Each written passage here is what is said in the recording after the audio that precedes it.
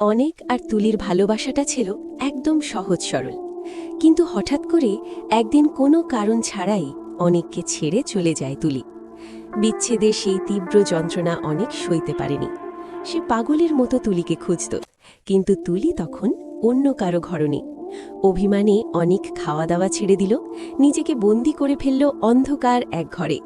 তার শরীর ভাঙতে শুরু করল, কিন্তু তুলির প্রতি তার টান একটুও কমল না।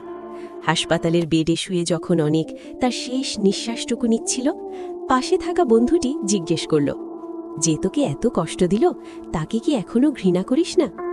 অনেক ম্লান হেসে বলল, ঘৃণা করার মতো সময় ঈশ্বর আমাকে দেয়নি রে। আমি তো তাকে ভালোবেসেই কুলিয়ে উঠতে পারলাম না।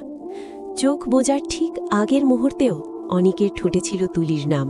সে মরে গিয়ে প্রমাণ করে দিল, মানুষ বেইমানি করলেও সত্যিকারের ভালোবাসা কখনো বেইমানি করে না।